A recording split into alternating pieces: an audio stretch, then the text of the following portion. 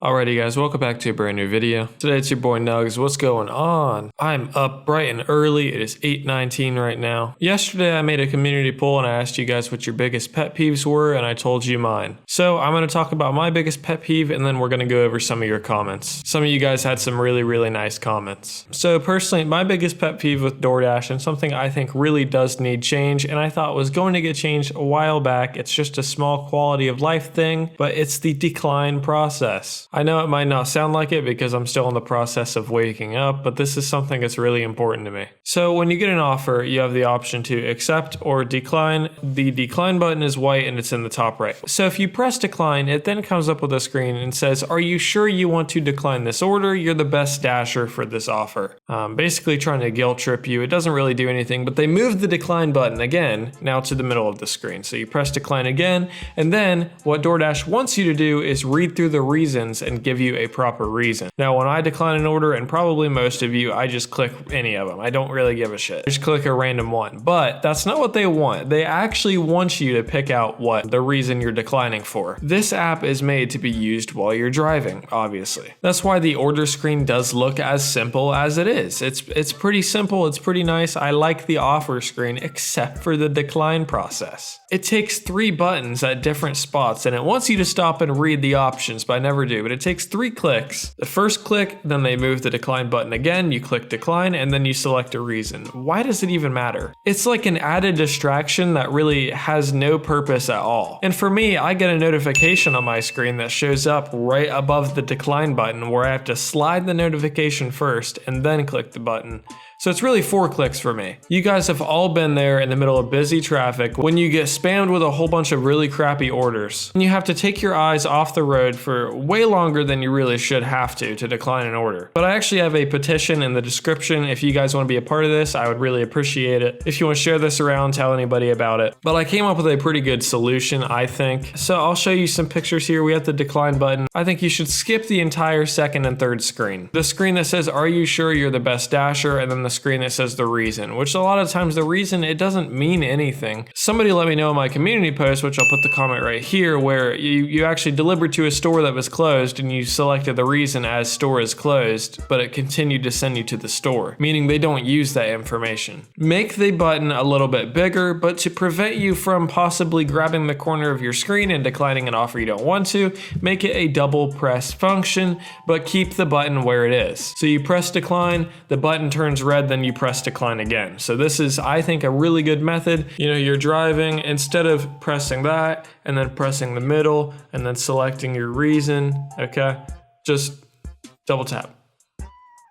Double tap. I think that would be super nice. I think it would prevent accidentally declining an order you want, and it would also just make it so much safer. But if you guys agree with me, let me know. I've got the petition down in the description if you want to go ahead and sign it. If we make some noise about this, this is just an easy quality of life change that could really help us out. But anyways, let's get into some of your guys' pet peeves. We got Scott Vice here. When the app malfunctions that drop off and you look like a dumbass calling the customer, snapping multiple photos, etc. And a lot of you guys kind of told me the same thing here. The fact that the very same features in the app, like taking a picture, are the very same things that stop the app from working. The app freezing up at the most inappropriate times. I don't know if this happens to you guys, but when I actually pick up the food and then I select that I, confirm pickup in the app, sometimes it'll bring me to the next screen where I can see the customer's address, but like none of it works. It's completely unresponsive and I have to restart my app. This happens all the time. It is so frustrating. You'd think for a tech company, they wouldn't have as many bugs in the app as they do. Conflicting instructions when the app says hand it to customer, but the customer's note says leave it at the door.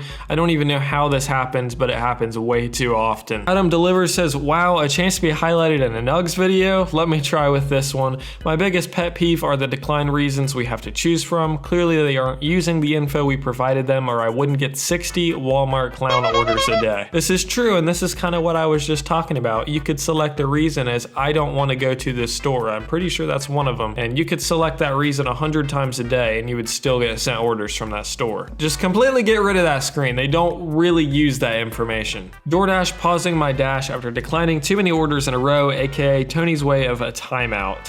Whoever thought of that idea is really an idiot. I mean, we're independent contractors, so why are we being punished for using the tools that we have? Mark Springer comes with the same thing, basically, the not notifying me when being on the timeout. You got some nice comments, bro. I see you. I appreciate you. All right, next up we got, I'm quite sick of DoorDash sending me outside my zone and then making me drive all the way back into my zone to see orders again. And then sometimes these areas have bad cell service and it'll tell me I missed an opportunity. Makes no sense. Uber does a really good job of this. Basically, Uber doesn't really have any zones. It just sort of sends you to what's closest. But DoorDash is different. So if you are in one zone, you take an order that's going outside of another zone, a lot of times you won't get anything until you drive all the way back, which is really frustrating. Dasher Pass says, having to calculate the angle at which Tony's left butt cheek meets the equator in order to estimate what the hidden tip might be. Listen, he's smart. He hits me with the comedy, so he knows he's gonna make it in a video. That's some clever shit, bro. But it's very, very true. The hidden tips are getting ridiculous. And a lot of people agree with it, and they said either going to be the lack of transparency with the full amount or the time that it takes to decline all the crappy orders. My biggest pet peeve is how they don't show us the full payout. At the time that I took some of these screenshots, this was the most liked comment, and it was showing up to a restaurant and they just received the order. This, I never really understood how DoorDash really distributes their pickup times and how they send it to the restaurant and then the DoorDash driver, because there will be some times where I'll get sent an order to a restaurant and I go there and it's already ready. Like, I'll be in there within 2 minutes if I'm close to the restaurant and it's already ready. It looks like it's been sitting there for a minute. But then there's sometimes I'll get an order and like they said, they'll be like, yeah, we just received the order. How is that possible when I took the order across town? I literally told somebody this once. I was like, how did you just get the order? I accepted the order like 8 minutes ago and I drove all the way across town. I think a lot of the times these restaurants will just push us to the side and kind of not make the order because, well, the dasher's not here yet. And then when we do get there, they say, well, we just received the order, but knowing that they had received it like 10 minutes ago. Someone said, I hate when I accept an order at 7:30 and the app says something like pick up by 7:21. When you walk into certain restaurants and the employees think they're king shit and ignore you like you're a peasant asking for handouts. Some are nice though, but what I really like here is a reply that said, that's when I call them right in front of them. Tyler says, I'm not a driver, but my biggest pet peeve is tipping a good amount and getting a double stack order. So for the customers watching this video and everything, let me just say, I completely get where you're coming from. I live about 3 miles from a Hothead Burritos. When I want DoorDash, that's a lot of times what I want. I want to DoorDash some Hothead Burritos. So when I place my order, let's say I tip $8. Why is it fair that it shows them that I only tipped $3 or the $4? I tip more so I can get my food faster, right? So like as a customer, I feel like I'm penalized that they cap my tip at $3 or $4. Because not only that, but let's say they stack it with an order that actually did tip $4.